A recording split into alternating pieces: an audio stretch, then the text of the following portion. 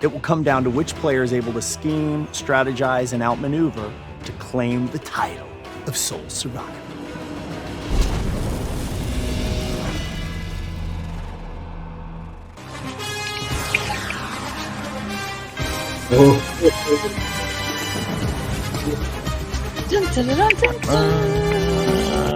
It's the draft day, everybody. This is the Survivor Super Funtasy Draft.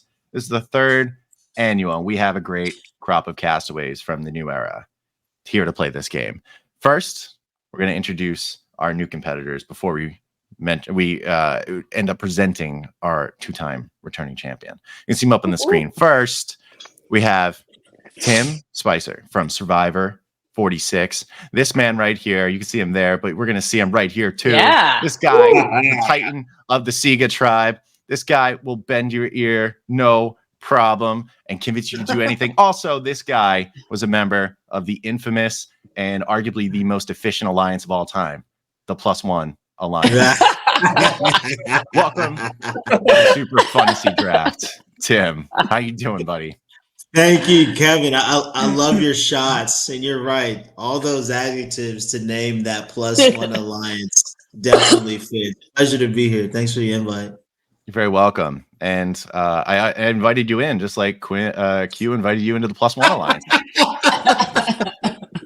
Bring a buddy if you want to next time. Bring a buddy. Got to. The right one. Next up, from the famous Yanu tribe, also from Survivor 46. It would only seem right to bring this man here. The man who made several extremely popular. The man who got more references for the rest of the season than any other first boot probably in the history of Survivor. This is the guy that also broke, well, allegedly, the Sweat and Savvy challenge for the upcoming season. This is David Jelinsky of Survivor 46. Welcome to the Super Funtasy Draft, David. Man, Kevin, love it. I'm so excited to draft for season 40 several. I wouldn't have it any other way.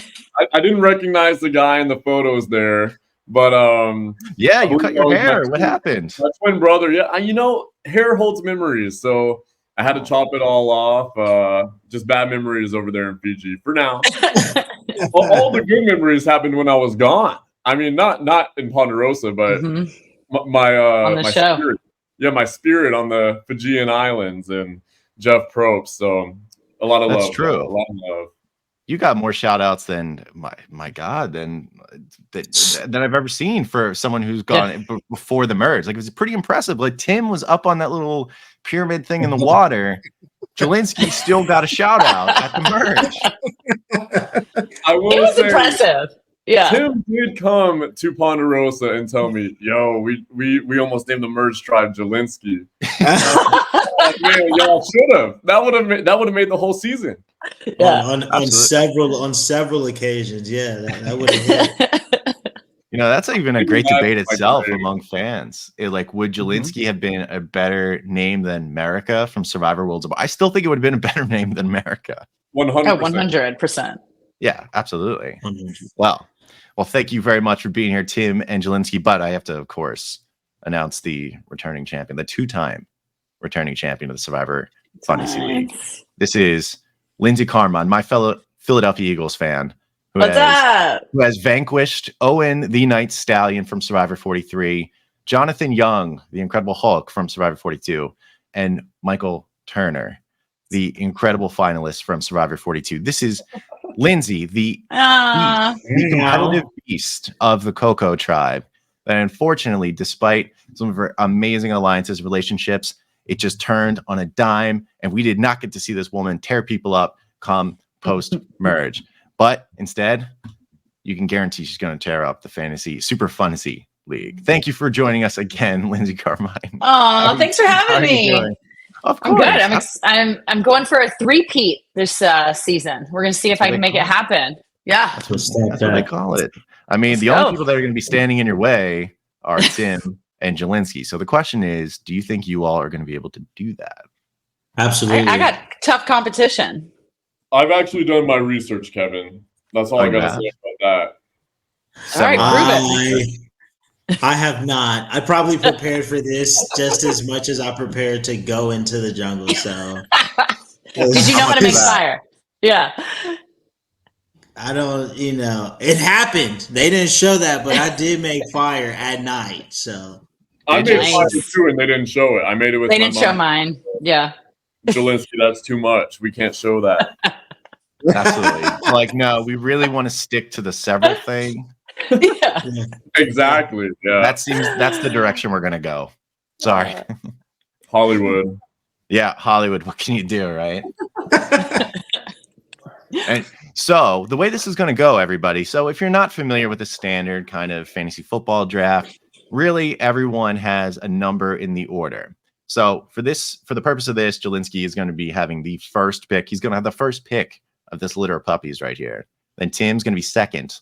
And then Lindsay is coming up third. But because she is third, we're doing snake style. That means Lindsay will have the third and fourth pick, and it'll go back down, where Tim will have the fifth, and then Jelinsky with the sixth, and then so on and so forth. And the point system is something to note here. So generally, the idea is if your player gets further in the game, you're going to get more points. So the first one is a point per placement, which just means if you get voted out first, you get 1 point for that player. If they get voted out second, they're going to get 2 just for that. Now, there's other things they can get points for as well. So there's things, 1 point for a gotten advantage. So if they find a hidden immunity idol of some point, or an extra vote, or they get an extra vote of some type, that means they're going to get an additional point just for finding it or having it. Now, it doesn't count if it's like a beware advantage and they don't complete it. Okay. So then up to there, 2 points for individual immunity. Nothing for tribal because that's boring. That's boring. Okay. We're going to get 2 points for individual immunity, 2 points for playing an idol, and then an additional 2 points if it's played correctly. Okay, because as we know from Survivor 46, it is very unique to play an idol once you get it. So I think you should get points for it. Then there's only 2 left. Okay, 2 pieces of criteria. I really tried to keep it down, but I wanted some diversity here. 3 points if you win fire, which is only going to really be a factor by the end of the game. And finally, big old goose egg, big fat old goose egg. If your player quits, you get nothing. Okay? I should take points, honestly. You should. But I'm an omnipotent host, and I'm trying to look out for these things right now, and I think that's just the only way to do it. So, without further ado, the question is, Jelinsky, you are currently on the clock. Do you think you know who your pick is going to be? Well, Kevin, I just want to specify there will be no points for any first boot that's mentioned after they're voted out. Is that what I'm hearing? No. Okay, understood. Well, I wish that was the case. Actually, that's a good stipulation. I don't know if it'll happen again. But anyways, enough about me. Enough about me. God, finally. Jeez, shut up. See, this makes me think that I need to draft somebody that I think has a lot of potential to win the game and to make it far. What was your alternative strategy? Well, I wanted to draft who I think would be having a super fun time. That was almost a piece of criteria for this upcoming season for my recaps. I'm going to have my super fun player of the week. And I was going to be like, listen, if you pick who's going to end up being the super fun player of the season, bonus 5 points. But I chose not to do that. Although I should. But, I'm trying to keep it fair. 48. I would have got that. 48 will do it. 48. Can't wait. If I lose, maybe we can all be back if you'd have us. Anyway, enough. Let me think here. I mean, there is a strategy to it. Like, if you think one of these folks maybe gets to the merge and maybe wins a lot of immunities, but you don't think is going to ultimately win the game, I mean, that's a workhorse. It may not be the guy, but it's a guy. And those points add up. They sure do. Yeah. Okay. So as much as I want to take someone who I think will be consistent and a safe pick, this person might be that, but it would crush me if I don't draft this person because I like him so much. And we have so much in common, similar interests, just every time I see this person post something, it's something that I like, and I'm like, hey, we got a lot in common. And that person is going to be Asia Welch. Oh, right off the board Welch. immediately. Round 1, pick 1, put it in the books. It's up on the board. Up on the board. Asia's gone. Okay, this is a good the one. person. You all may know better than me. This is the person that is a podcaster for Rob Has a Podcast, right? Yep. Yeah, that's I mean, clearly she. That's a lot. She knows a the lot. She knows a lot. Asia's awesome, and beyond that, she's just super likable. Mm-hmm. She's just a person that I could see making it far because it would be so hard for somebody to dislike her. Mm-hmm. So I think with Asia. I think that's a solid start, especially with the makeup of the Red Tribe. I forget what their actual name is. They're the Lavo. Oh, it's Lavo. You never Mm-hmm. know. They just like switch around the vowels of these tribes. Lavo, who knows? Yeah, my God. It was Luvu at one point, then it was Levu, and now it's Lavu. I don't know. Yeah. But I can see where you're coming from. I think Asia's a good start. Which, by the way, I'll be updating this graphic throughout. I can't do it live, sadly, but after each round, I'll pop up who has been taken in the first round. But for now, Asia has been ripped off the board by Jelinsky here. And that means, Tim, you have almost a veritable pick of the litter, aside from Asia. I know it's tough out here. You know, I mean, Jelinsky, first of all, invited me, you know, so I don't know what he has up his sleeves, but he is from Vegas. I remember going to the finale, the Bryson Wendell finale, and I met many Survivor fans. I met people from the culture, you know, and they were talking about this name already before the everything got released. And so I think I'm gonna go with the name that I heard people scream at the end of the finale. They did the teaser, and people went nuts for Teeny. And really, yes, I kind of heard that. It's true. I was enjoying the party, but I was also like observing. But I heard that, and I would go, and it does take away from the Red Tribe too, again. But I'm gonna go. I'm gonna have to go with Teeny for my first pick. All right, Teeny. I have to say, Teeny is one of those players. I'm like, you know what? I don't see it. So I'm very fascinated. I hope I'm wrong. I really do. That is one of those ones right away. As soon as you said it, I'm like, all right, let's check it off my big board. Jeez. But on the bottom part of it, not the top. So hopefully that works out. Is it mainly the fan reception that you think did it for you, or was it something else that spoke to you? I think the reception said a lot to me, maybe like 60%. And then her bio, this freelance writer, just able to go with anything. You know, that means any type of task coming her way. You know, I'm interested in seeing how that adapts on the island, and if she can use it as a benefit too. But I don't know. I think that there's some synergies on the team. You said Welch and Teeny might team up, or they might butt heads. So I can't really tell. But Teeny's background and that early on vibe from the fans says a lot. No, that's fair. I think that's very fair. See, what's funny is I was there. I didn't catch that at all. I don't even know what I was doing. I didn't find a random girl named Brian. Yeah. Thankfully that wasn't the case that night. That my shame was clouding me to avoid that. Lindsay, I'm curious. What were your notes on Teeny? Because I think Teeny is a great pick. So I'm going to be honest with you guys. You took two of my top picks for the red team. Asia was going to be my first pick from that group, not my top two picks. So you guys didn't pick my top two, which I'm really excited about. But you guys did take two of the ones that I was really interested in. I just think Teeny has like an amazing personality. I'm always wary of like that younger age group, 24. Not to say that I think there's anything wrong with it. I think sometimes they get kind of overshadowed, and I think female younger players do better than male younger players in this game. Is that what's happening here? I don't make the rules. I don't make the rules.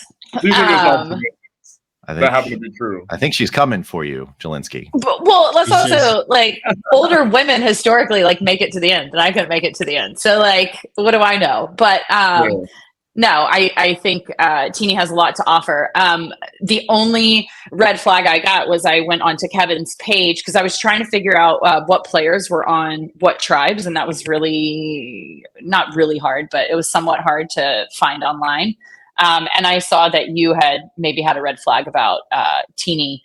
And it made me realize, like, when I make these picks, you know, if you've got one tribe that's constantly going to tribal council, I need to be thinking about, okay, just because I like this person, where do they fit in their tribe? And if these 6 players or these 5 players are going to tribal council, who's going to be the first to get picked off of that specific tribe? And so I kind of had to pivot with my top picks. Because it doesn't matter how much I like them. It matters like how they're going to fit in with their tribe. I may love their personality, but like, you know, based off of who else they're with, are they going to be the first person to go? So I could see a world where Teeny goes, but I can also see a world where Teeny makes it far.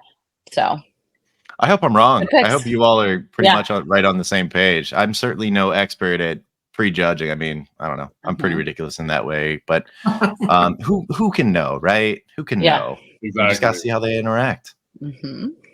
All right, so that means you have your top 2 picks available, and you have the next 2 picks. So, which way is the hammer going to swing here? Okay, so do I think this person is going to win season 47? Absolutely not. But do I want to live in a world where they are my top pick for my Survivor draft? Absolutely. And that pick is John. We're going with John. John Lovett. Big speechwriter, political campaign with the election. He calls himself the gay Larry David. I think he really, really understands the social and political side of the game of Survivor. My question that I have for him is like, what about his strength and his strategy? Like, is he going to be a challenge liability? I don't know how well he's going to do in challenges, and it doesn't matter how likable you are. It's definitely going to be a red flag if you're kind of holding the tribe back when it comes to challenges. But I hope he does really well. So I'm excited to have him on my team. He's certainly a popular pick. I'll say that. Yes. I've never listened to anything he's done, but I think he's so good. I'm really poor at consuming content, even though I make it. So there's going to be a lot of times where like Asia seems great. I just didn't hear anything. But wasn't he like a former like Obama speechwriter or something as well? And he actually he officiated the first gay marriage in the White House, which I thought was super cool. Yeah, that's cool. And he's just I listen to Pod Save America. I remember listening to it when I was working at Sleepaway Camp in New Hampshire this summer. I was just so disconnected to like the outside world and news, but I was still listening to Pod Save America. And I remember one of his co-hosts was like, of all the years that John goes and leaves and can't be aware of like what's going on in the political landscape, the fact that like Joe Biden like took a back seat to Kamala Harris and the president or the ex-president Donald Trump like got shot in the ear, like the fact that he was missing all of this stuff was just so mind-blowing to them. So that was kind of fun to listen to. But yeah, now I got John. I'm excited. John's a great pick. John's a great pick. He's one I think could get very far or be out right away. I don't feel lukewarm about him. I feel pretty volatile. So I'm super curious. Okay. So and then go ahead for your next pick. And then once you do that, I'm probably gonna pause and ask you a quick question as I get the new graphic up so that we can keep track. Okay. Kevin, can you guess who my next pick is? Ooh, is this someone you think can win the game? I think she could win the game. Oh, okay. Well, I'm already wrong because I was like, well, he. No, I'm going with my hometown girl, Sierra. Oh, she is great 27 and she's a nurse. She's athletic. She's personable. She is a registered nurse. So I know everything that comes along with the type of personality and work ethic that you have to have in order to do that. And then she was also in like the service industry for 12 years, which I'm very, very familiar with. And I know what that takes as well. So is she going to win the whole game? I don't know. Do I think she'll make it far? Yeah, absolutely. Amazing and she lives in Phoenixville, which is like 20 minutes away from here. She was born and raised in Wilmington, Delaware, which is where my husband was born and raised. And that's where he practices law right now. So I'm pulling for her. That was one of the main reasons why right away I was like, oh, Sierra? Oh, forget it. I was like, I'm in. Phoenixville? Because I'm originally from Philadelphia, as you know, Lindsay, but Tim and Jelinsky, pretty close. So hometown girl, she seems really fun. I happen to like the Yellow Tribe. So I think that mix of personalities is probably a good start for her. And I dig it. So I'm a huge fan already. But there is a pattern forming already, it looks like, for you, Lindsay. Last season, there was Mind your business. Stay in your lane. Stay in your lane. I got it. I am the host. I'm the watcher on the wall right now. And I'm noticing that the Yellow Tribe is getting some love from Lindsay. They are. A little bit. I just got to point it out. I don't know what to say. But while we pause and think about that for a hot second, I wanted to say, I made a joke about the Sweater Savvy being gone. It looks like for the upcoming season, it is actually gone. And I think it's interesting because that's been a pretty divided thing, I think, for a lot of fans. Even myself, even though I'm not resistant to new era stuff anymore, I will mock some things that seems too tedious while I'm watching it. But I always thought the Sweater Savvy just ate up the majority of the episode and time that we could have used for other things. And honestly, I don't care if you get your supplies or not. But I know there also you have to equal it out. The 39 days versus 26. But from you all, from the new era Castaways, I'll start. How about this? I'll start with Jelinsky, since I happen to put your face up there, throwing the hourglass. How do you feel about the transition away from that to whatever this new mystery earn it thing is? I mean, I'm excited to see whatever they did to replace Sweat and Savvy. As a viewer, I would say that I was not a fan of Sweat and Savvy. As a player, I was a fan of Sweat and Savvy, even though I threw the hourglass. I'm a fan because I'm the type of person, like, I mean, you guys saw it in the episode when the journey came around. I just told them all that I'm going to go. Like, I didn't put it up for a debate or anything. I wanted to do everything that I possibly could do. So I do think that, in retrospect, I think it's good that they did away with Sweat and Savvy, especially because, I mean, it could be detrimental to how you're viewed as a person. I mean, everything affects everything out there. So say if I didn't do Sweat and Savvy, who knows? I could have won. Literally just one decision. One decision could affect everything. Yeah. And so I'm happy that they did away with it, to be honest. Well, the Sweat and Savvy for you, honestly, I mean, obviously by the end of the episode, not super great by the end. However, during it, you ended up with like a hard ass quote, and at the end of that, you're like, "May have lost Sweat and Savvy, but I've gained an ally." I was like, "Oh my god, is this De Niro in Goodfellas?" Like, oh my god. Well, and that's the thing too. Like, if I were out there with this new challenge, whatever they have, I would have volunteered for it. Like, I still would have put myself in that role, and I probably would have said something even more awesome. I don't know, but I'm happy that Sweat and Savvy is gone for now. I love that you went and meted that direction. I probably would have said something even cooler. I probably would have. Well, so then question. So Tim, for the Sweat and Savvy with Siga, when you went to do it, was there any serious consideration by you to even go that direction and try it? Hell no, not me, because I knew what was up. I think after the first challenge, we got to choose what would Yanu do, sweat or savvy.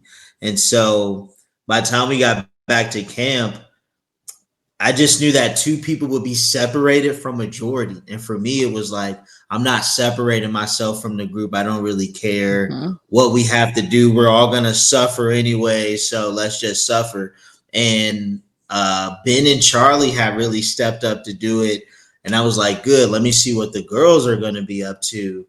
And I think in that small moment of separation, you could see the women's alliance beginning to form. And, you know, they're like talking and stuff like that. And Ben and Charlie are over there trying to figure it out. And, you know, I thought I'd be in an advantage just being around majority, but you could really be at a disadvantage because you could be the all ball out. It was 4 of us left. So, but by no means was I was not about to do it. I just knew that wasn't the game I was playing. I wanted to connect with people and see what was going to happen next before I got into, I guess, the nitty gritties. And I knew it was going to be difficult. First of all, the mud threw me off.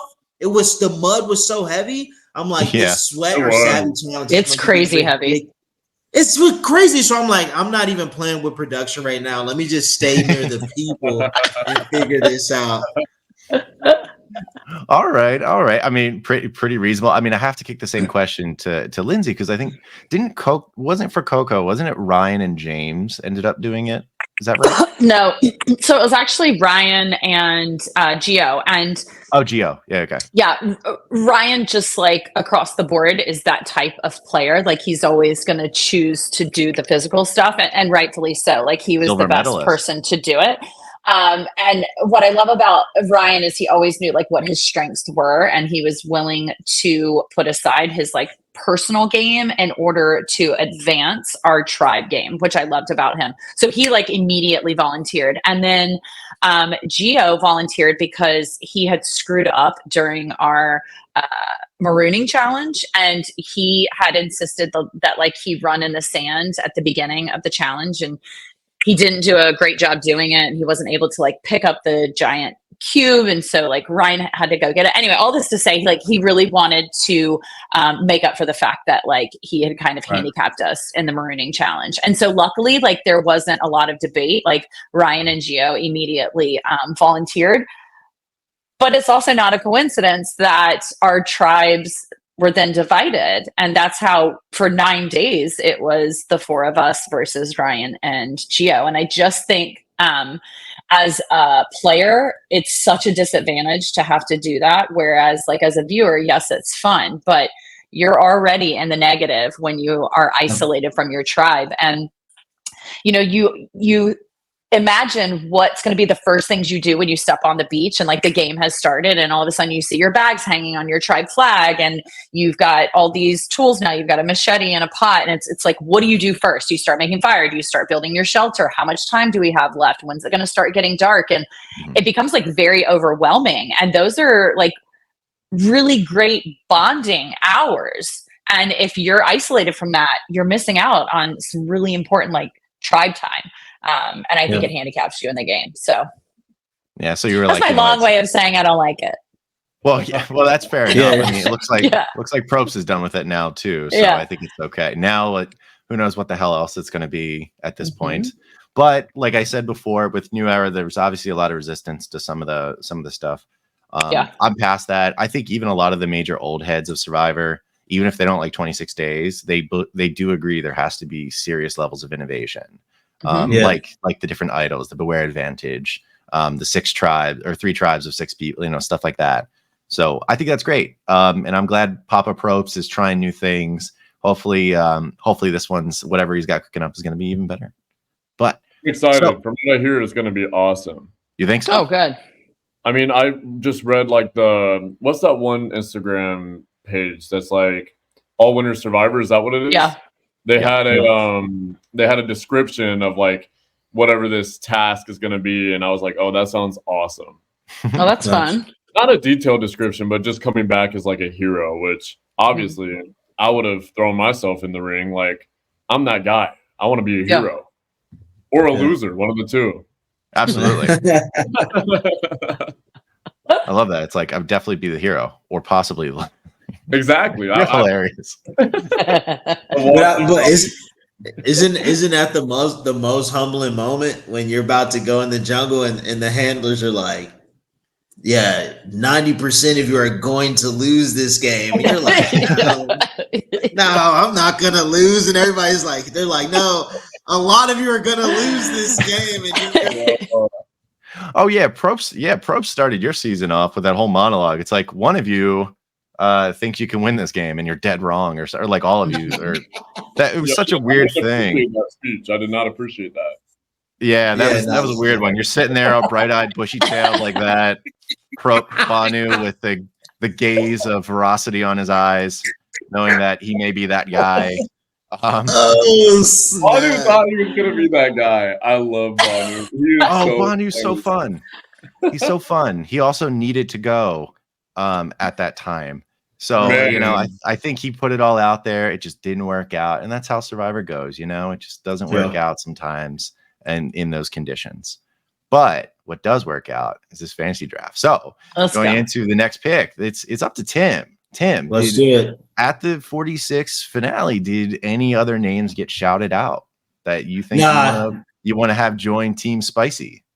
Not that I can remember, but I will follow. I'll take a page out of Lindsay's book, and we were talking about hometown and Sierra's Wilmington. Our husband practices there, whoop de whoop. So there's one tribe member, there's one cast member who is from near my hometown. I'm from Arlington, Virginia. And this person is a member of my fraternity, Kappa Alpha Psi Incorporated. So I'm going to have to go with TK because he's homegrown. He's homegrown, and I got to represent. I'm gonna put on for the home. And he's from Prince George's County. I train a lot of schools there, work with a lot of students and families there. So he just feels home to me. I don't know if he'll win because based on these photos, if your arms are folded, you only win a certain distance. If your arms are like you only win a certain distance. So he's got the arm fold like me, but I'm pretty sure he's gonna be impressive. So shout out TK. He's homegrown for me. Ooh, that's a good, that's a good like conspiracy theory. I'm trying to look at the 46. I'm like, what's better, arms folded or hands on hips? I don't know. Right. My hands are on my hips. Yeah, yours are on your hips. Tiff is. Kenzie's got one hand on a hip. I don't know if two hands versus one is better. Yeah, that matters. That matters. Charlie had him in his pocket, I think. Q had one hand. Q at does he have one hand? I can't tell. Q was serving in his cast picture. Yeah, he was. I remember I was like, oh yeah, this guy's not gonna make it past 5. I'm so wrong. Where's Jess? Jess is sitting there like, I was like, yo, she's ready. She's taking it. She's taking it, this girl. Jess is ready to eat some ants and take some names. That's what and play idols, yo. Don't forget play idols. Yeah, she's the only one who played one, basically. Oh, yeah. All right. That's exactly what happened. Well, Jelinsky, you got back-to-back picks, my man. What are you going to do with them? That's the question. Because my number 1 pick has not been picked yet. I want to say that real quick. TK, I think he's a good pick. TK is a good pick. I think he seems warm. He's an athletic dude. I think he works with like sports marketing for athletes and stuff. And I think he's got it. I think he's a good pick. But he's not my number 1 still. So I can't wait to see if this bell gets rung by one of you. Yeah, I mean, looking at all these cast photos too, I mean, TK, he's just given something that everybody else is not. Like, look at how handsome that guy is. Look at that smile. Look at the bun. He looks like $1 million. He looks like Sean Rector. A little bit. Mm-hmm. Sean Rector, one of my favorite players of all time. Underrated legend. I quoted Sean Rector today in my normal life. Because there's this one, it's really obscure. I used to be a huge Survivor Marquesas fan as a kid. I would watch it over and over again. And I remember there's one challenge that his tribe lost, row 2. and they won like beans and chicken and stuff like that. And the tribe tried to make themselves feel better about losing. Like the guy John Carroll said, well, they're just going to be crapping their brains out all night. It's fine. And I remember Sean's like lying on the floor in a confessional. He's like, John's saying like they're going to be crapping their brains out. And he went, what else do we have out here except nature and opportunity? I said that today to somebody. They were like, man, this is such an inconvenience. I said, all we got is nature and opportunity, everybody. And they're like, that's so wise. And they didn't even appreciate it. They didn't even appreciate the reference. They didn't know my quote from Sean Rector of Survivor Marquesas. No. Wow. Well, okay. So sadly, Sean's on the board and TK's not on the board. And Jelinsky, I don't know. What are you thinking, man? Well, as much as I would love to draft Sean Rector, maybe for 50. Maybe for 50. He's looking That would good. be amazing. See, my biggest problem is I'm trying to be a little bit strategic now because I want certain people, but should I take them now or do I think that they're going to be taken later? Because I've got 1, 2, 3. I got 4 picks before I can draft again. That's right. That's right. So you're from Vegas. You looking to gamble? Sweater savvy. I think I'm going to gamble right here. Okay. And with my round 2 pick, I'm going to put a little bit of respect on this person's name. Okay. I've seen a lot of negative things online, much like myself. And I've seen a lot of comparisons to myself. Oh. Okay, I think I know where this is going. So, with that being put them on the board. I would like to bet on myself because I know what I can do if I'm ever brought back. So hopefully this person can do it. And his name is Gabe. Oh, okay. That wasn't the direction hairy. I was going. Okay. I mean, look at the hair, man. Like the hair right there. It's amazing. His hair is giving Jelinsky, and I love it.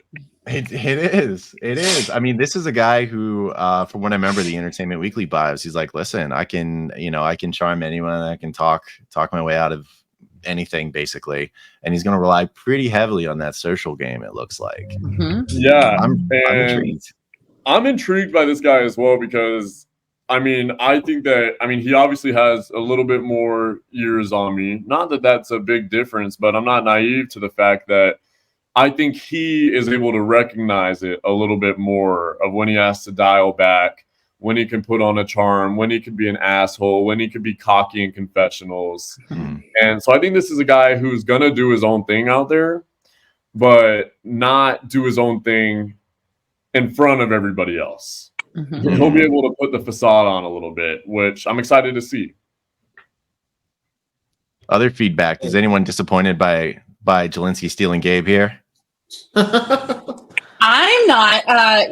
Before Tim and Jelinsky hopped on, Kevin, you and I were talking about how there was a diehard Russell supporter amongst the group, and that is Gabe. And I immediately have red flags for anybody that is going to defend Russell to like no end. But he said something really interesting in one of his interviews. He said that one of his biggest issues that he's going to have to overcome out there is not living. That he needs to live in the present more instead of like living, in the future. The fact that he has the self-awareness, I think, is amazing. What I'm concerned about is how that's going to translate in the game, because, for me, it was like, all right, I'm going to make sure nobody knows that I'm as big of a super fan as I am. But your ego gets in the way out there. And sometimes your judgment gets clouded because you're tired or, you're having to stay in game mode 24 hours a day.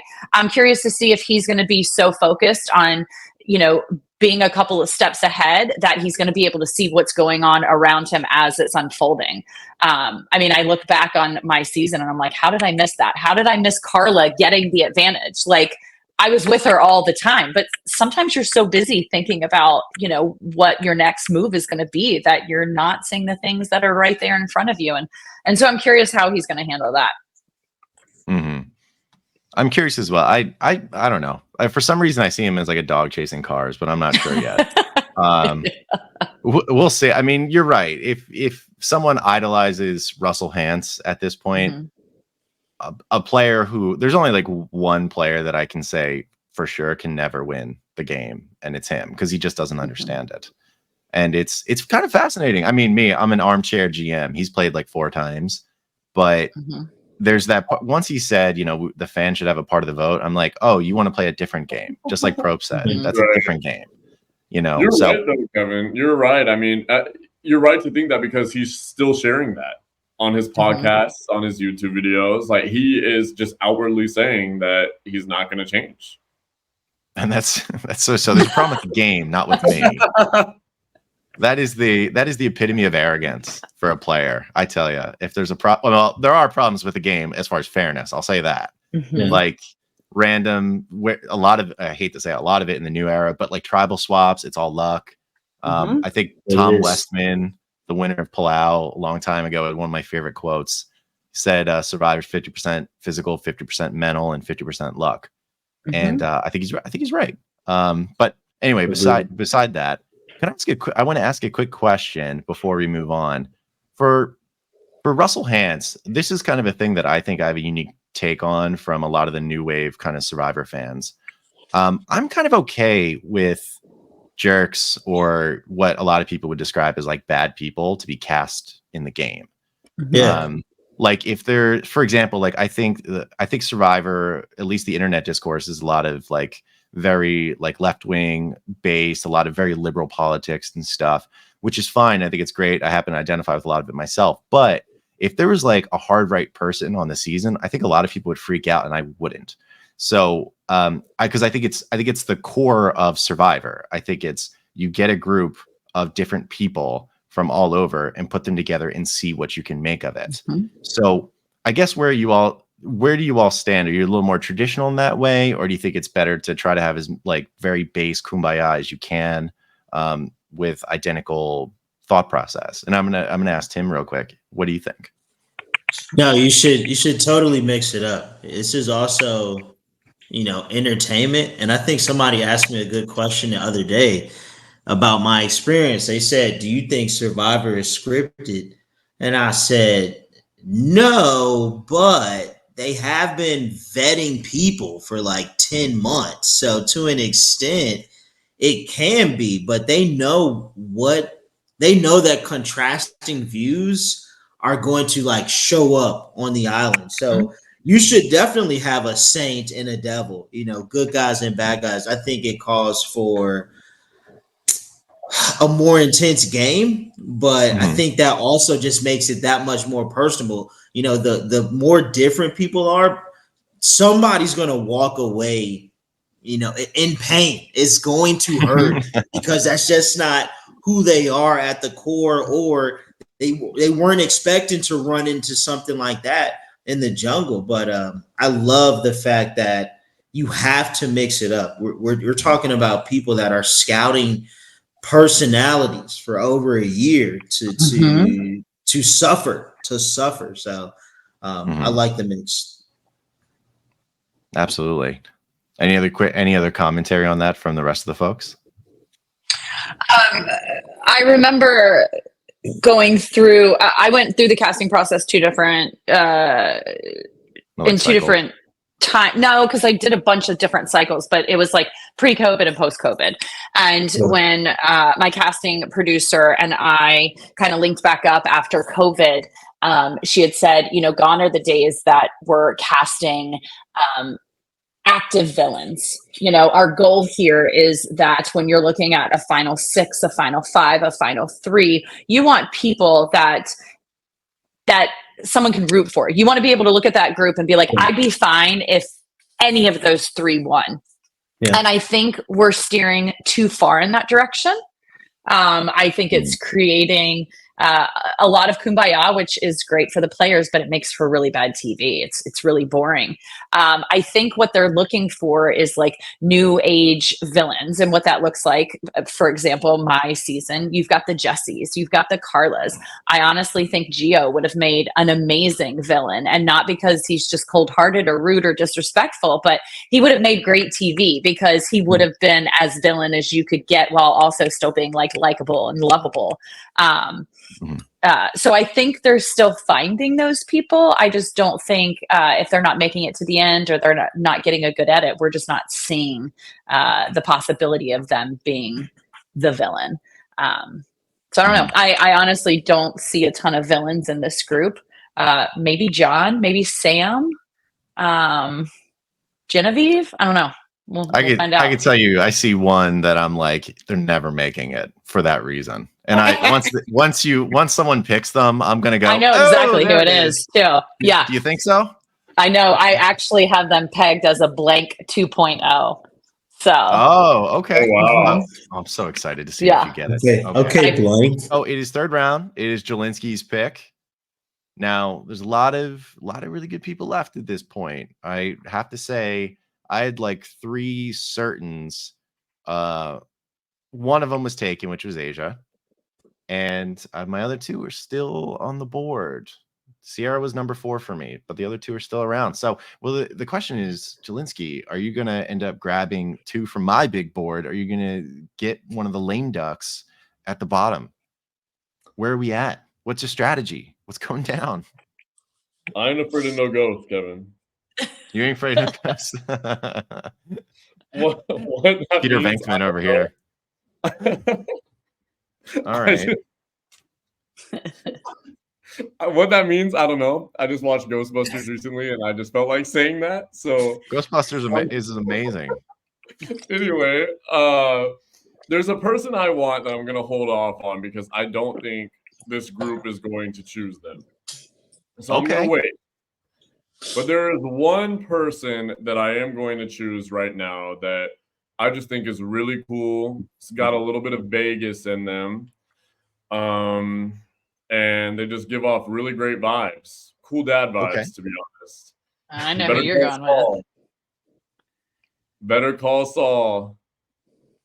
Oh, Call Saul. Oh, Soul. Okay. I was like, what? Oh, you chose my man, Soul. Kevin's like, who the TV show character? You said there, you're like, Better Call Saul. Okay. I think he'll do really good at this game. I think he'll do really good or really bad. And I just think he's a person that I needed to pick this round because I think someone else would have taken him if it got any further. So I think you're right. Soul is my pick. I think you're right. I think Soul looks like a steady horse in this game. I could see him going. Like, I can count on him getting to at least, being the 7th or 8th person voted out. I could see that, but that's good. It's a point getter, It's like a workhorse running back, Maybe they're not gonna get all the touchdowns, but they get you some yards up and down the field. And I think that's what Soul is. Several pick. So what an honor for Soul. Yes, it is the several pick. Yeah. Yes, I love it. Aww. That's amazing. Oh my god. So that means half of the red tribe is also gone now at this point. But to be fair, there's 2 from the other tribe, so we've actually been pretty even at this point. So nothing's being favored like Yanu last year, which worked out splendidly. But the next one here, they got the win, so it's all good. Oh yeah, Brotherly love. Well, at this point in the draft last year, at 8th overall, Hunter was taken. Solid pick. But now Tim, who famously tried to or was trying to get rid of Hunter around the time of his boots, you have the pick. Who are you looking to add to Team Spicy, which I'm now calling it? Yeah, I mean, I thought about going the same route as this guy Hunter. He has like a similar background, but I want to go another way. I'm trying to like each turn, like Lady Young man. So switch it up. I'm gonna go with this person because their bio says they played sand volleyball, and not for no like community college. I'm talking like Gonzaga and like University of Utah. Like she's a dog. So I'm gonna go with Tiana from Hawaii, and Nice. I think there's something about her personality, her grit. Like I could just see her turning it up when she has to, and then being reserved when she needs to as well. But she's definitely she's definitely up there. I definitely see her on the jury. And you know what? When watching like episodes of us, when people would say like, "Yeah, I think Tim's gonna be voted out first," or "I think Tim's gonna make the jury," and then like as a player, you're sitting there like, neither one of those happened. Like you don't even, like. So I don't want to mind mess up anyone. But I know how that feels. So I do think Tiana's gonna play well. I think that's a great value pick, Tim. Just saying, for 8, I think that's a great pick. I got to tell you, of my list of can't misses, she was one of them. I think she is just so coded to go far in the game, at least get past merge. I saw her as like some kind of maybe like a slightly better physically at some stuff.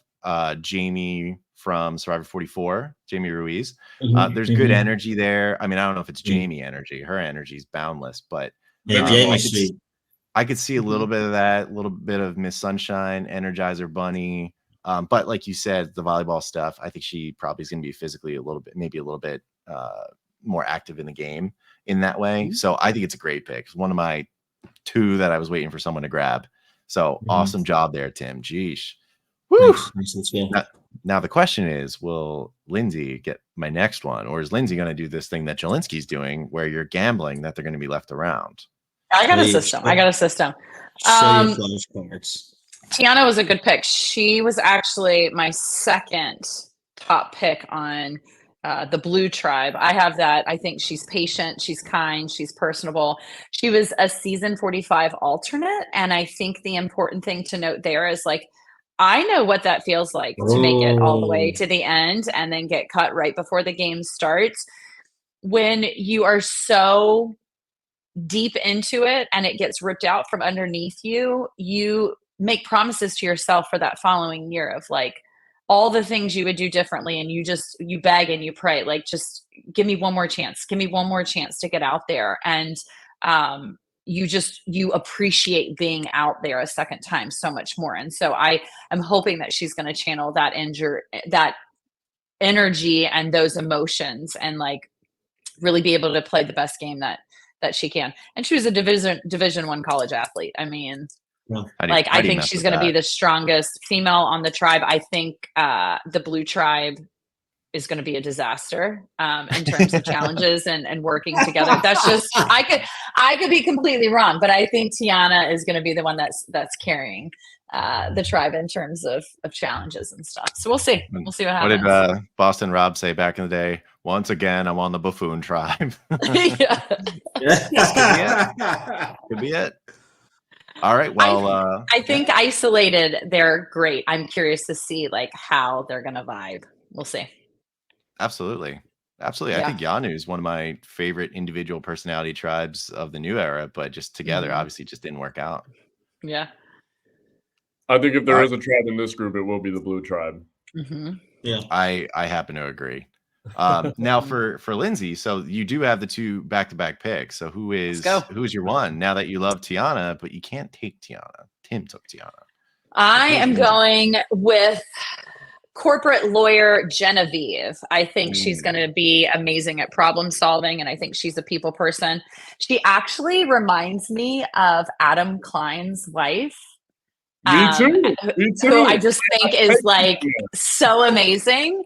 And there's something about her. If she can kind of not rub people the wrong way with like an overpowering personality, I think Genevieve is going to be on the right side of the vote when her tribe goes to tribal council. So what's funny is I think the exact opposite of you. I think she's going to be on the wrong side of it. I think she is going to find a way to isolate herself in this whole situation. She's going to say the one wrong thing. And there's one person who I don't want to say who it is is going to turn it around on her, despite her obviously being someone that should stick around. But people get into nervous mode where they need to get rid of a strong personality like her. That's my I'm very thought. aware of that. That play, that move. It's like looking in a mirror, Lindsay. It's like looking in a mirror. Yeah. I think I know the person he's talking about too on this You think drive. so? Okay. I guess we'll have to find out now, won't we? We will. All right, so I get to pick my next one. You get to go again. So the question is, are you gonna, you could pick the person that maybe will turn it around on her. Maybe I don't know, maybe some other tribe. I'm not. I'm actually going to take this in another direction. I'm going to go with the person who said she most resembles Kellen and Omer. And that is Rachel, 34, graphic designer. She was an alternate for 46. So again, same feelings. But I think her and John are going to form an alliance. And I think they're going to go far in the game. I think Rachel's a very interesting pick based off of bios and stuff. I thought of Gabby from David vs. Goliath initially. Jess and Gabby. Yeah, I was like, I think she definitely has a bit of a mix going on that where maybe I think she may have more success in the game. Although Gabby played pretty respectably. I can't really get on her for that. But I think John and her would be a good partnership, like you said. I think there's one other person that maybe would be part of that partnership. I don't want to say who, but I think there may be one more in that mix that could be a strong threesome. So I have to point out as the host, notice the trend.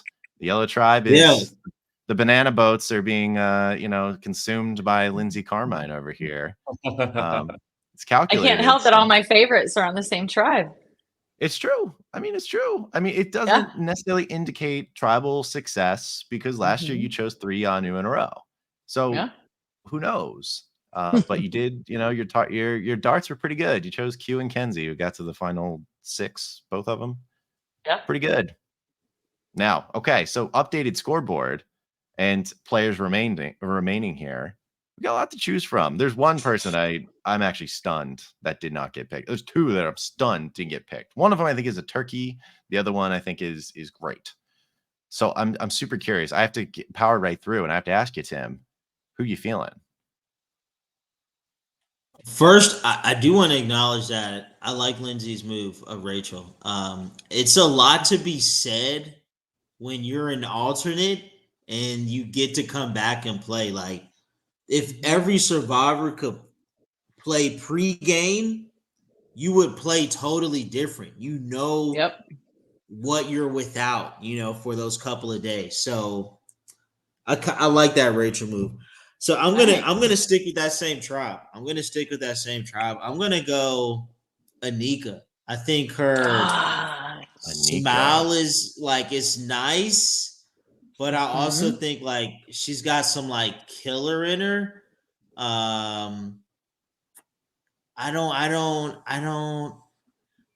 don't know. Just too much of the yellow tribe getting love, and I hadn't picked anyone from yellow, honestly. So that's my rationale there. But I'm gonna go Anika, and she loved Sandra. She said she loved Sandra, and probably could identify with Parvati, but I hadn't picked anyone from that tribe. So let's go yellow. I think it's a very interesting pick. She's one of the people that I admit I have very little read on personally.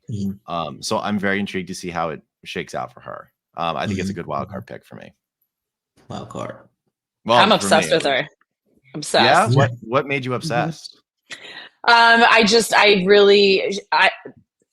Young beginner survivor Lindsay would have picked her. She's at that great age range, 26. She's a marketing manager. I think she's got great corporate experience out there. I think she knows how to deal with people. She loves puzzles. The only red flag I saw when doing research on her is she said she's very blunt. And as we all know, sometimes being blunt out there, if you haven't already established a really great, safe connection and alliance out there, can really blow up your game very quickly. I'm really upset I don't have a picture of Venus loaded up that I can just pop that on real quick. She reminds me of Venus. She really does. There's someone here, they just remind me of each other for sure. Mm-hmm. Yeah. Or But everything it that could work out. I mean, Venus did get pretty far. Yeah. Right. And if she is that blunt, how does that work with her and John and even the young one, Sierra? You know, how do they blend? You know, I can see them being either the three go-tos in that tribe and leave everybody else out, but they seem like the biggest personalities out of what is the yellow tribe called? Nanners. Gata? Yeah. Bananas. That's the tribe. Everyone knows that. I actually don't remember what they're called. I'm sorry. Is it Lindsay knows. Gata? Gata? Gata? Oh yeah, it is. It's Gata. Gata. That's right. Gata. Because did anyone ever see the other guys, Will Ferrell and Yes, Mark Wahlberg. oh my god, yeah, Will Ferrell's pimp name is Gata. He goes, Gata never been about that. Gata's never going to be about that, and that's all I can think of when I see it. I love that. You're right. I'm sure that's how production thought of it too. They was like, yeah, go with that. Go with Gata.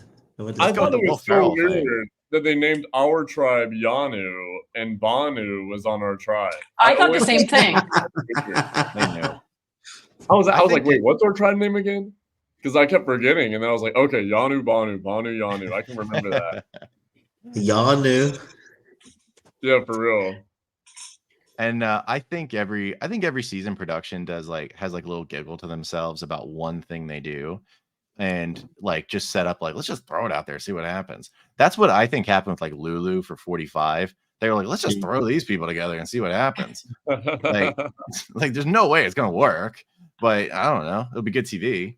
And then Yanu, Banu, they're like, I don't know, people will be on board with that. I guess it rhymes. We like that. Oh, by the way, also while we're sitting here, it's fun. Coach just responded to a tweet of mine, which is fun. I just informed I let Benjamin Coach Wade know that this is a fun fact for everyone in the world. The common screech of an eagle you hear in TV shows and movies is not actually an eagle. It's actually the red-tailed hawk. So, fun fact. I feel better about myself knowing that. No. Yeah, I know about because like if you listen to the actual screech of an eagle, it is a wuss. An eagle, you wouldn't be proud that the eagle would be the national animal of America. You would say, why isn't it the red-tailed hawk? Call the eagle a wuss. That's crazy. And are the Eagles winning yet? They are. Oh, yes. They push themselves ahead. While we're doing this, the Eagles happen to be the background. It's Monday Night Football. We're multitasking. It's what we do. Yeah. But Anika's been taken off the board by Tim, which means back-to-back for Jelinsky. So I'm going to have Jelinsky do his picks. And then I have a quick question for you all. So, Jelinsky. So the picks now, first. yeah, at this point, you have a few left. I mean, the updated graphic for this one up on the screen, imagine Anika's gone. We're down to Sam, Andy, Rome, Kishan, Sue, Caroline, and Kyle. Wow. So I just realized that no matter who I pick here, like I got to pick who I want because I'll be left with whoever's not drafted. And Correct. I think that person will fall to me. So I'm just going to go ahead and pick who I want right now. And this is the person I wanted in round 3. So I'm very happy that they did not get drafted. I'm not going to reveal their gender yet because I want to make it suspenseful. But this person, You're making us earn it like Sweater Savvy. Jeez. I don't think this person is going to do good, but I really, really like them. I think they're really cool, and I hope that they prove me wrong. But I'm going to go with Caroline here. No. Interesting. So bad. I think Caroline. She's cool as hell. So I'm not on my phone much these days, to be honest. Like I just work, go home, hang out with my family, hang out with my girlfriend, go back to work, go home, and all that sort of thing. So I did happen to see Caroline's Survivor CBS little promo tape, like 60 seconds. And everything about her was just so cool. And I was like, wow, she's so smart. She seems like she has a great read on the game, and she's a badass. She played water polo, and that's no joke. Like, I feel like out of every sport, Scott Polar, Jimmy Johnson, whoever we're comparing in the sport world and survivor world, water polo takes the cake. So I got to go Caroline. Okay. That's amazing. I love that you just said that. You're like, of all these athletes we've had on here, the pro basketball player, the Hall of Fame coach, no, water polo is where it's at, baby. And that just feels so. I could see you saying that, and I'm glad you did. It makes me so happy. Well, and I'll give you a good visual too, because this compares to Survivor very well. Above the water, you're trying to complete a goal, you're trying to score a goal and work as a team. Underneath the water is where you're cutting everybody. You're cutting their legs. You're playing dirty, where the referees can't see. So she said they're pulling bathing suits, and it's a good analogy. It's no joke. That's true. No. I mean, I think you can rest back in your chair after an analogy like that. You deserve to take the load off. That was good. That was good. I've been waiting all night to say that. That was awesome. My God, it's like when you looked in the camera and you said, "Yeah, I gained an ally." Oh, magic. You know how long I've been waiting for this? Oh, well, okay. So it sounds like you disappointed Lindsay, because it sounds like Lindsay was in love with Caroline. So that's a fun blow to the champion. It's a right hook. I didn't think I thought she was going to be a sleeper pick. She's a consultant. She's a strategist. I think she's Tori 2.0. She compares herself to Emily with her honest takes. She said she loves her dad because he's the master at making people feel seen and heard. And I think that's just an amazing quality for anybody. Survivor has become such a social game. It doesn't matter how good you are in challenges anymore. It doesn't matter if you are shit at strategy. Like, it's how you make people feel. You look at someone like Cassidy, who on paper, she played the game that I wanted to play. I just wasn't able to play, right? Winning immunity challenges, being on the right side of the vote, making sure that every person that came after me, I went after and voted them out before they could come after me. And you don't anticipate someone beating you just because they're more likable, right? And Gabler was just more likable with the jury, and I think if Caroline can pull off making people feel seen and heard, I think it's going to get her pretty far, and might hopefully make up for any issues she might have in like challenges or strategy. So. Good well, pick, that is true. That's pretty huge. That's pretty huge at the end of the day. I mean, even these guys in 46, I mean, their season's winner, I think Kenzie saw a lot of she won because it's the big social game. Yeah. Everybody liked her. It's the core of Survivor when it comes down to it. It's like, it's not about, if you made the best alliance. Russell Hantz knows that. It's instead, do people actually want to vote for you at the end? And I think Heidi gets that on. Yep. 100%. Thank you. I mean, yeah, well, in old school Survivor, you couldn't make it to the end and not have a good enough resume. Now, in a 26 game where you kind of have to fly under the radar, like you hear it in all of the 47 interviews, everyone's like, there's no point in getting an idol. I'm going to give the beware advantage to somebody else. Like, none of these things, I don't want to go on the journey because it doesn't matter what you say when you come back. People aren't going to believe me anyway. And so when you take all of the quote unquote advantages that we have in the game that are supposed to get you farther in the game and nobody wants them anymore, what do you fall back on? Your social game. That's what it comes down to. You don't want to win immunities too early because then you put a target on your back. So like, what do you do? That's true. What do you do? Yeah. Just suffer. Thinking about this, at least for Tim, I mean, it's kind of trippy, I think, with the way Survivor has New Era set up where you share beaches. Yeah. If I remember right, Tim and Lindsay, you all the same beach. Are we? The Sega beach was I think so. Because I remember seeing a tweet from Carla at one point where where Jem had you all digging up the idol. Carla tweeted, said, "Who's gonna tell them that was our coconut grove?" Oh, that's actually gross. But and then the only thing bit me that was ants. I didn't smell or Brotherly love. none of that. None of that. So, but that was actually gross, yo. Oh yeah, and then you got Evil Gem in the background, like they're looking for an idol or an advantage that's not even there. She's so that was crazy. That she went through a lot to get that idol. Honestly. Yeah. So if you guys were on our beach, did you guys find cassava out there? No. We had papaya, a crab. I don't think so. No, we didn't. That place is covered in cassava. The hardest thing about being on that beach, though, is anytime they were doing confessionals, they shut half the island down, and so you couldn't go. Yeah, you're stuck. It was miserable. Mm-hmm. Yeah. It was stuck. So you couldn't go poop in the ocean. You couldn't go get the papayas from like where all the papayas were growing. You couldn't go look for idols. Like it was incredibly frustrating, and they would do it for like the entire day. Yeah, we had so many group hunts. It was ridiculous. But I really enjoyed the papaya. The papaya was probably my favorite food I ate out there in the jungle. I never had a papaya. I didn't either until out there.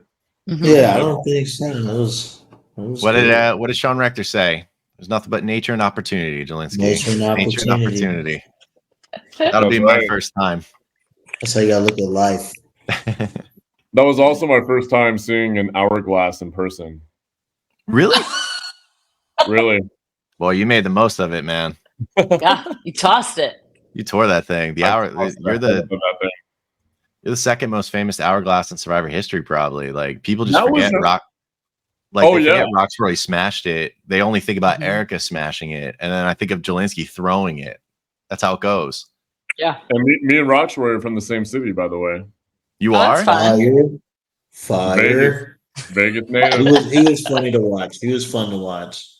Rox is one of my like he's not one of my favorite players, but he's an underrated favorite character because as much as I love like sitting here talking to you all and engaging, bless you, Jelinsky. Thank you. And engaging about the game, I love some players that show up, play the game, and leave and just never really interact, and they go back to their hovel. I love it, and that's Rox. Completely agree. I thought that whole Twitter account was the real Roxroy. I DM'd him. I was like, "Yo, what's up, man? We gotta link up. I know you're in Vegas." And he was like, "Would you like a figurine of Roxroy, young lad?" I was like, I don't think Roxroy would say that. No.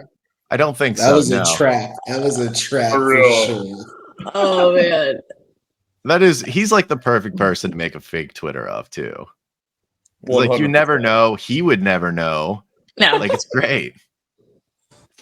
Anyway, all right. So anyway, moving on. We're down to the last 2 rounds of the draft. And I have to tell you right now, there are 2 people I am floored that didn't get picked yet. Like floored. One good, one bad. And I'm highly curious to see where exactly they fall. So with this being said, the beginning of the round is going to be Jelinsky after making your Caroline pick. This is your last free will pick that you're going to get.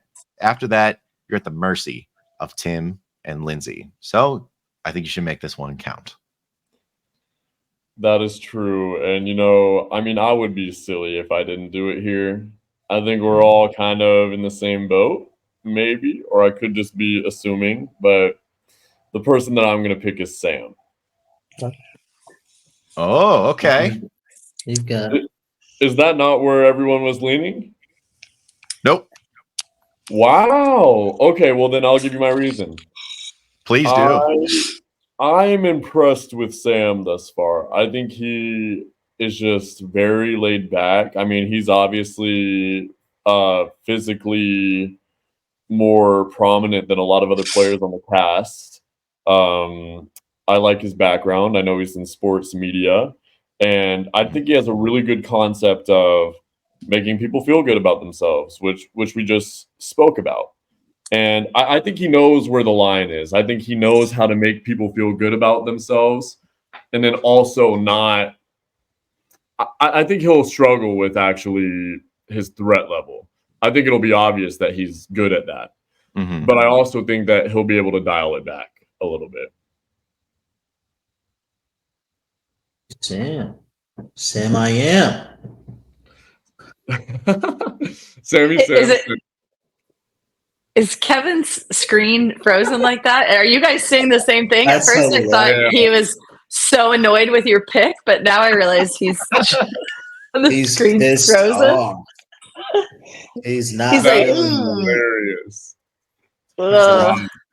That's the person you went with. That's what he's saying. Yeah, we broke the podcast. Yeah, I my mind couldn't handle it, and neither could the software when you said Sam. I'm shocked that that's not where you guys were leaning. I really not at all. I think he's Q 2.0. Oh, can I repick? No, you're out. Well, after Lindsay said that, throw in the whole team. There's no smashing in the hourglass here, buddy boy. You chose your Quintavious again. You chose your alliance again. I think he's good. My concern is his age as a male. Also, paired with the fact that he describes himself as stubborn. And I think if you're describing yourself as stubborn, like, you must be stubborn, right? Yeah. Because I'm stubborn, but I would never call myself stubborn. So I'm just curious if he is in a situation where he wants to drive the vote and someone makes suggestions and says, no, John's rubbing me the wrong way, or Andy made a really inappropriate comment to me and I want him gone. Is Sam going to be able to pivot and put his ego aside to allow the tribe to get what they want versus like what he wants? So I can see that world too. I think that's completely valid, but I'm hoping that that's not the case. Yeah, he can be totally likable. That was my only red flag, was that he said he was stubborn and I had to put somebody at the bottom. But he's emotional and he's athletic and he's a dancer and he's vulnerable, and I think there's going to be a soft side to him that is going to be really attractive to the women on his team, our tribe, and maybe they'll bring him in as a fourth if they're trying to do an all women's alliance, but they want the majority. Who knows? I think out of the three, he might be the one that they would go with. So I'm so curious to see where you guys are at. I'm actually shocked. Well, I'll tell you, I said there were two people I was shocked that weren't taken, one good and one bad, and you happen to choose the bad one. I the way I perceive him, which my preseason perceptions are based on so little, just what I got from his Entertainment Weekly article. Like you said, I think he makes other people feel comfortable. You didn't say hypes him up, but something like that. I was like, man, I think if what I learned from that article is if he has a favorite person, it is definitely him. And I think that'll be a problem. I think it's going to show through so much, and I don't know if it's going to endear people. But that's just what I think. I think he's a young, hip professional who's probably, he's used to like these like dominant environments where he's got to like assert himself to some degree. And I think this is just another one of those realms. And I don't know if he has the tact for it yet. Kind of like Lindsay was saying, being a younger go-getter male who's also physically gifted. I think him being physically gifted is going to be a thing that saves him right away. Whereas if he wasn't, I think he'd be doomed. So I don't know. It could be first one out, or or maybe not. I don't know. But that's how I feel. Yeah, I agree.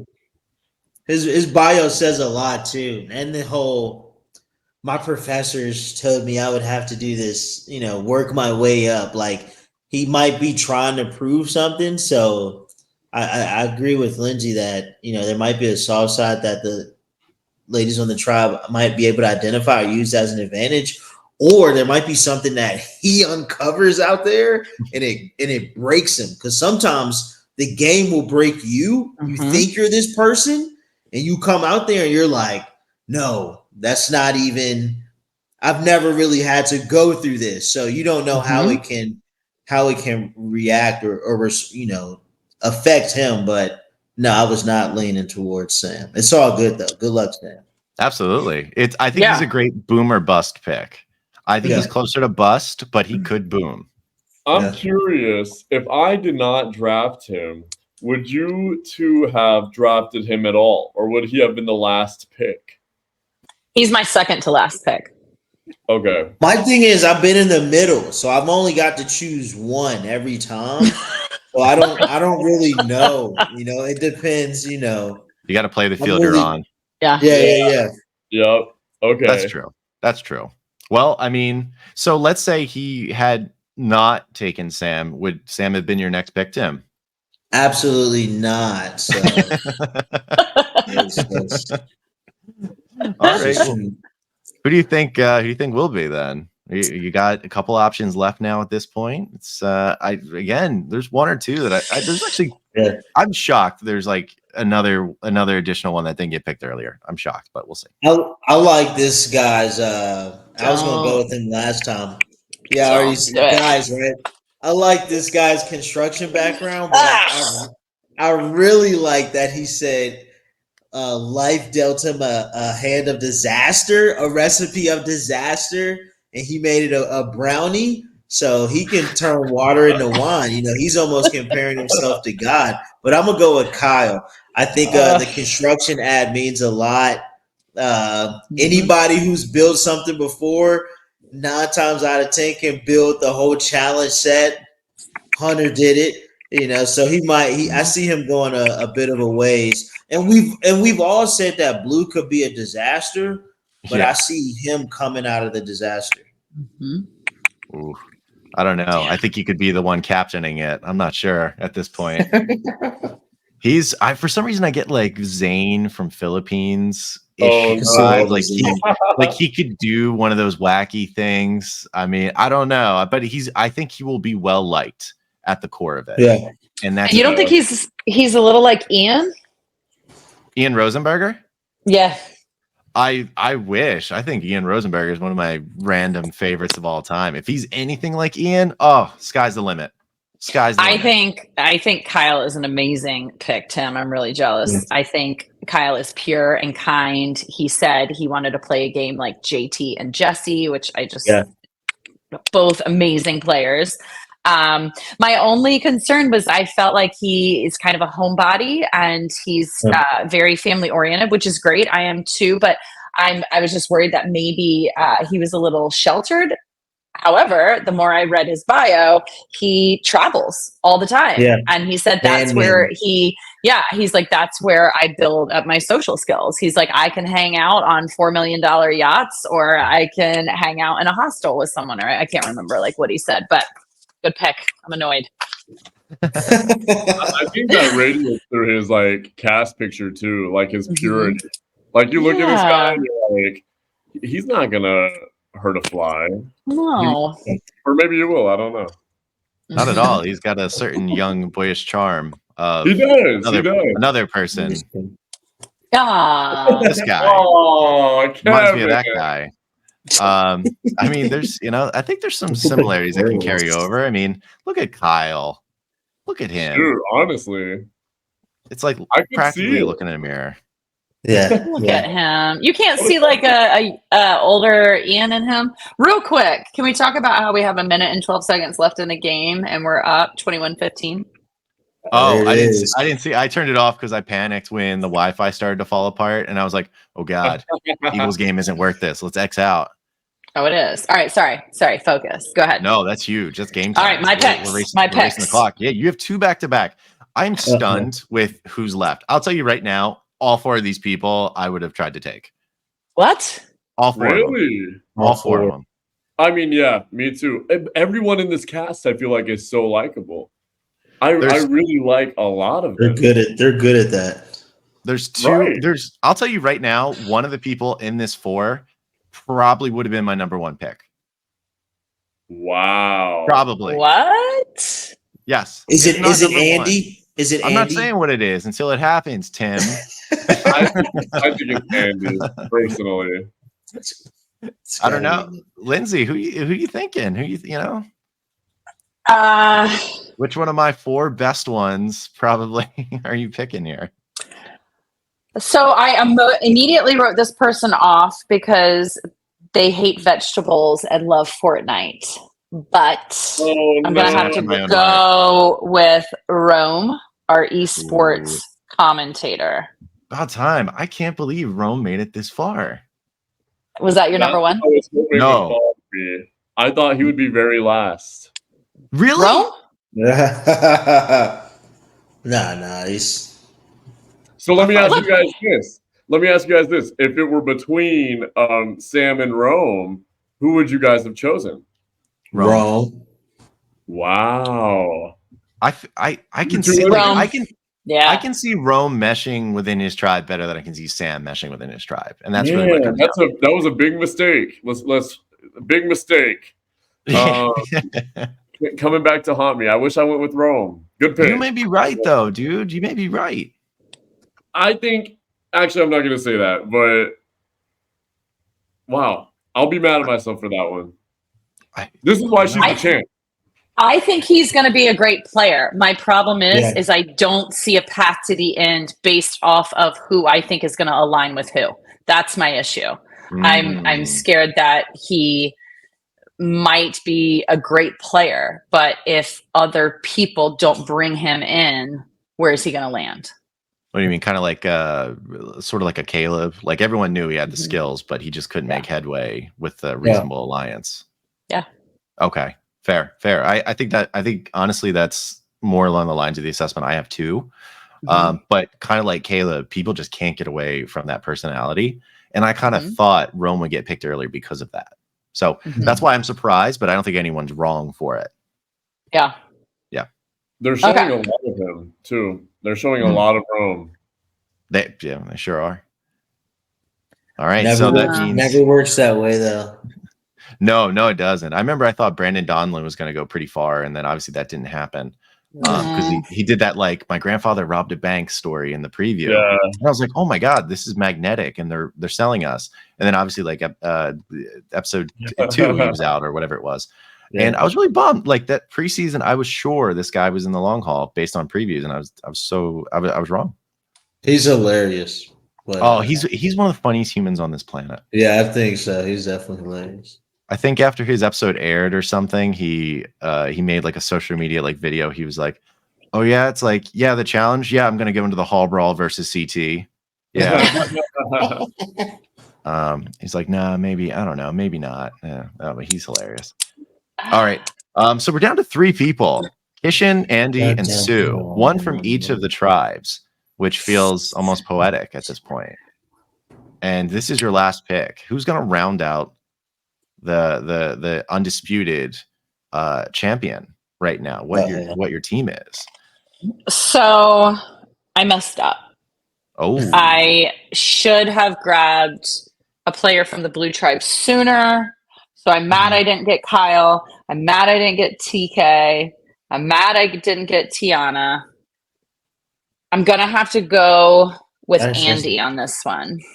Andy, Johnny Bravo. Boy, did you say Johnny Bravo? Yeah, at least got that's amazing. He's like, he's ready, yo. Oh, you know, baby. The same thing.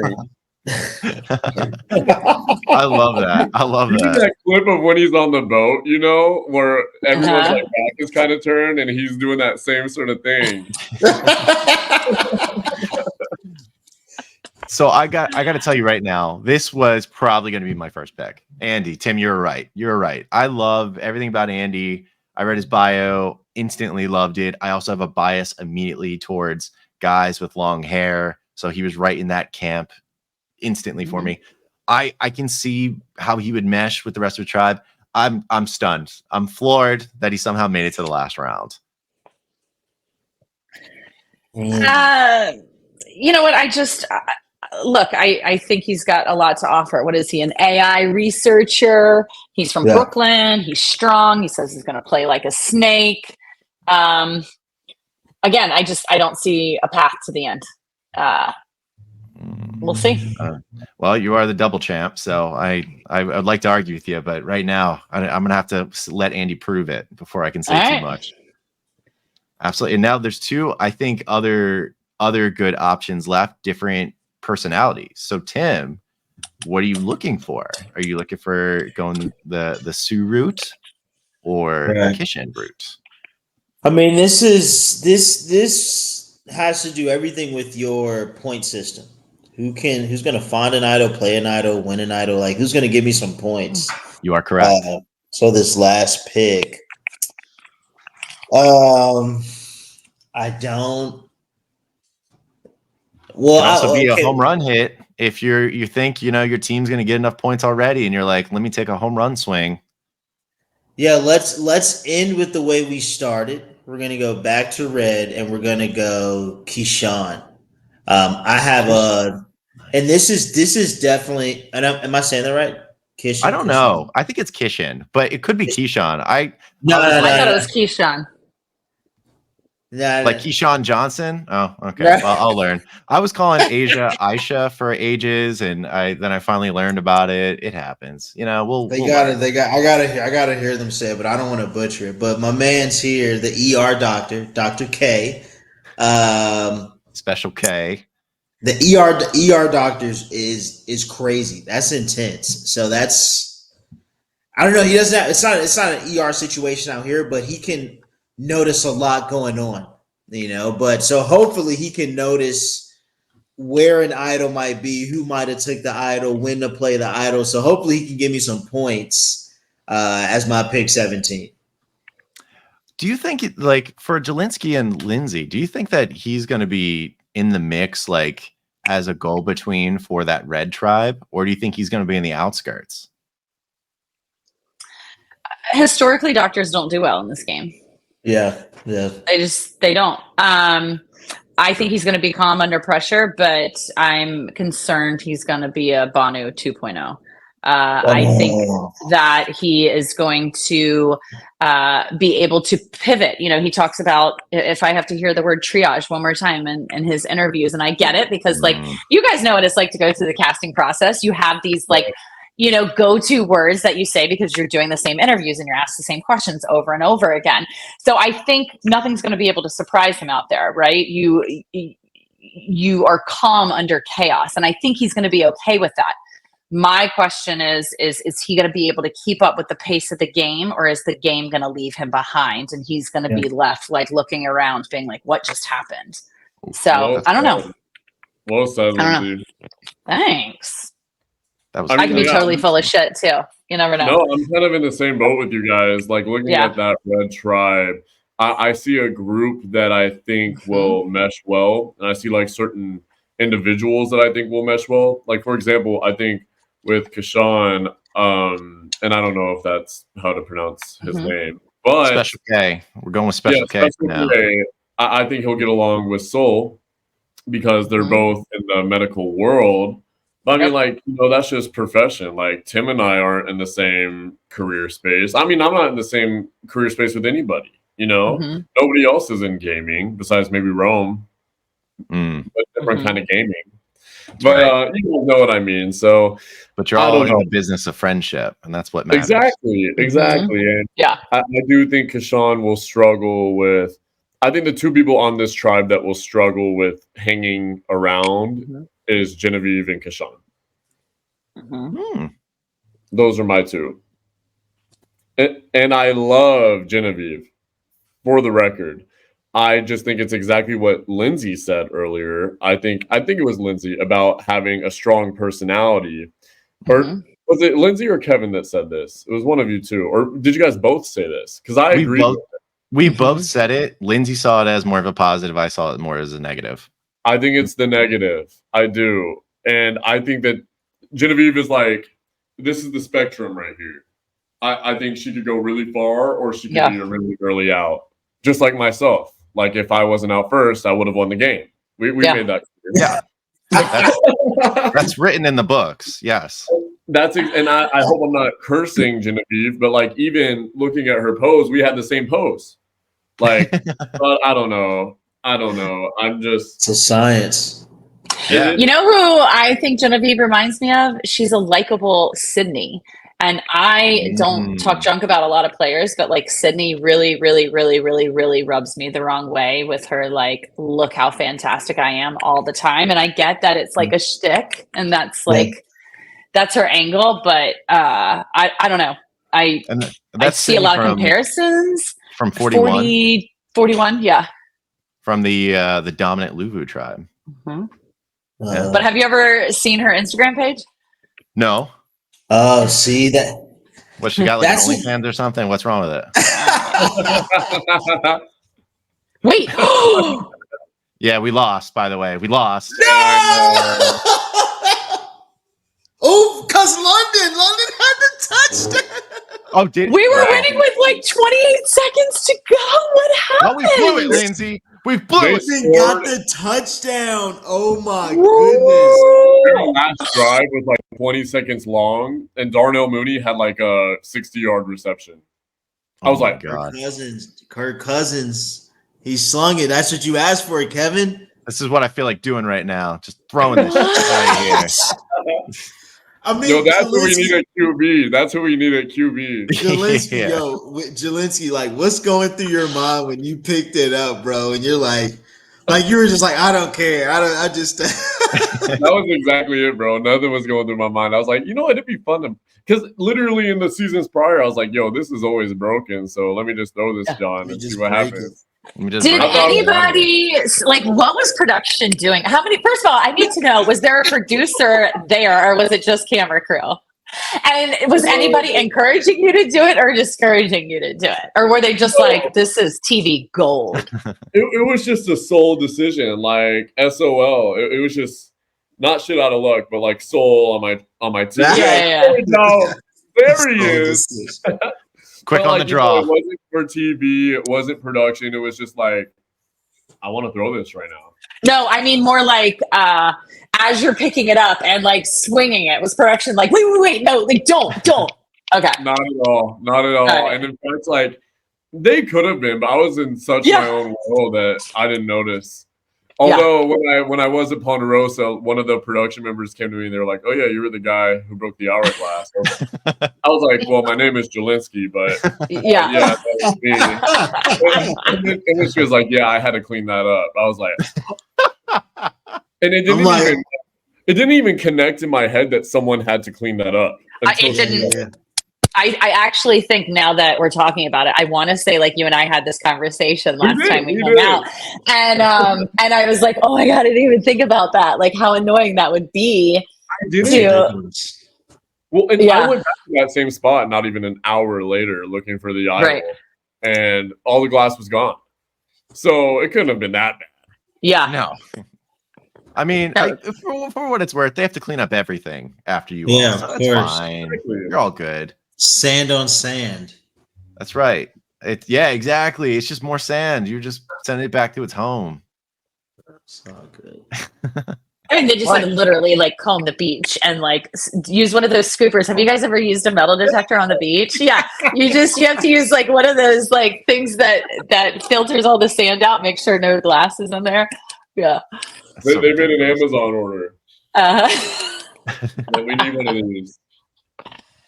Well, all right, you got Sue. So to wrap it up, I mean, by default, you ended up with Sue. How do you feel about Sue, Jelinsky? I can't believe we almost went without talking about Sue. So I made. We weren't going to go without. I made a tweet earlier when the cast was revealed, and I said, "Yo, I've got a crush on Sue." Bro, me too. I've fallen for it. What? I think that she's hot. I think that she's cool. I think that she's got a swagger about her, and she's a badass. Like, she owns her own flight school. Like, I don't think there's anything more that this girl could do that would make me be like, yo, this girl should be my wife. Not really. I only got one wife. This is her right here.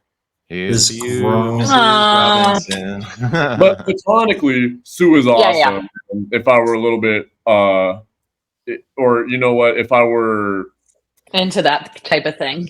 Well, and I don't know what I was going to say there. I was going to say if I were a little bit older, or if she were a little bit younger, but why not right now? Anyway, this is 2024, my man. That's right. Sue is awesome.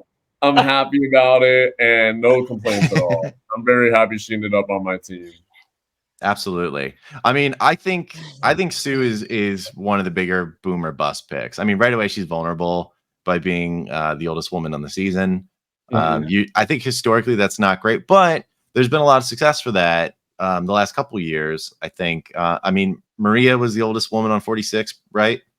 She did pretty well. Mama J did pretty well. Heidi from 44 did pretty well. Heather, oh yeah, for 41. I mean, historically, older women Well, make it to the end. They just don't win. My concern with Sue specifically is like just the amount of time she kept calling herself a badass. And like, look, don't get me wrong. I'm all about like badass women. But if you have to keep telling people that you're a badass, you're probably you need people to be like, oh, she's a badass, right? That's right. And I'm just really concerned that she, especially being like working in a men's world for so long and in the flight industry, that she might just be kind of bossy and overcompensate out there.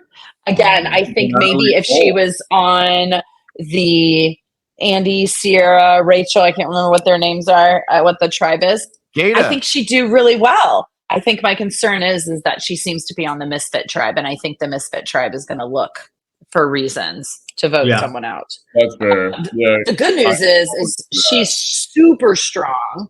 I saw her muscles popping. You can tell she works out. She's athletic. Yeah. Look at that. See, she also said this is a lifelong dream. So, you know, the Survivor she grew up on isn't the Survivor she's playing. So I think that could be a disconnect or a disadvantage for her. And, you know, to Lindsay's point, we've coined the Blue Tribe as a little disastrous. So I don't know who's going to be a casualty coming out of there, but her personality with those aged, that's the common debate right now. Boomers and Gen Z, you know, so that could come up in that camp alone. But historically, older women do well. They make it far in the game. It's Even true. looking at this tribe, like it totally is giving Yanu. The more that we talk about it, Mo made a joke before. Who's who? And wait, say it again. Sorry. Assign them. Who is who? Who's from this tribe is Yanu? You know, I could give that to you right now. I need to know. Let's see. TK is Banu. Okay. Q is Gabe. Although people are comparing Gabe to me, I would say Q is Gabe. Kyle is Jelinsky. Caroline is Jess. Wait. See, the girls are tough.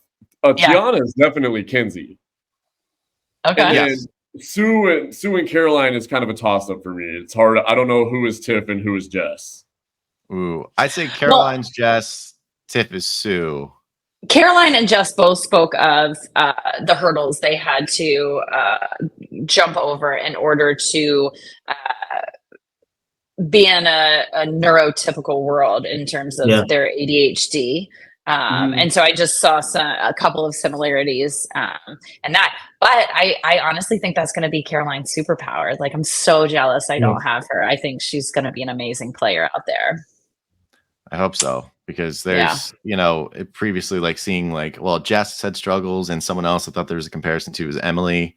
Emily Flippin ended up having a great game, but it was one of the worst starts to a game I've ever seen on Lulu. So hopefully that doesn't go her way. I would love that. And hopefully Caroline is just like Emily in the end, because I loved seeing Emily's game long term. And by the way, at the 46 finale, that was like one of my main highlights, was that Emily Flippin knew what this channel was, and it made my mind explode.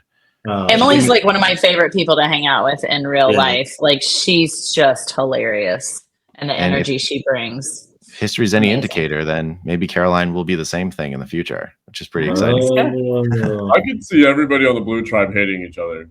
Yeah. Oh, I mean, definitely Yanu vibes. We all, not that we all hated each other, we just all had our own agenda. Yeah. Absolutely. If you keep going to tribal, if that's your only thing, of course somebody hates each other. Like, Mm-hmm. I would be losing it too if I kept going to tribal out there. So. I feel like it's actually kind of interesting, and not to belabor this too much point because we've been talking for a good while. As much as I love it, I think 46 is actually kind of a fun representation of sometimes how it's kind of a detriment long term to not go to tribal ever, which I think was Nami. I think it's good to flex the muscle a little bit right before the merge, like Siga and Yanu. Boy, they were battle tested by the time the merge came around. They knew what they were into. So I think it's interesting. It's like, do you want to kind of get one out of the way, kind of not on purpose? Because I think throwing challenges is bad. But one of Nami's thorns in their sides in the end was kind of like Venus. They couldn't get rid of her because they kept winning. And then to some degree that them not handling their business internally by merge really kind of, screwed things in the end for a lot of them. That's one of the biggest. Go ahead. No, I do think it's gameplay, but I also think it's the more you lose, the more time you're spending with Jeff. And people underscore how that bond can last a long time throughout the game. Like Jeff knew Yanu in a way because he had been to so many tribals with them, and it was a lot of communicating between them and Jeff. So I do think you got to rip the Band-Aid off, but when I watched it back, I'm like, yo, Yanu had an advantage because they knew Jeff on a personal game level. I hear Jeff curses a lot, by the way. Is that true? Oh, yeah. Oh, yeah. I heard like on TV, he's the old rock and roll Jeopardy host at all times. But boy, when the camera's not keeping that on the other rock references. Oh, it was amazing with deep cuts. You don't want to be on the receiving end of Jeff Probst's wrath. Hell no. I don't know. I hear he's a fun guy. I have proof of it. Boy, that sandwich looks tasty. Never be allowed. What's in the legend? His future girlfriend of many years, and what was it? DA Eliza Orleans in front of the sandwich, and then Leanne Corinne in the back. It's like Corinne. DA Eliza Orleans. This right here, she's just enjoying that drink, that big sippy with his Big Girls t-shirt.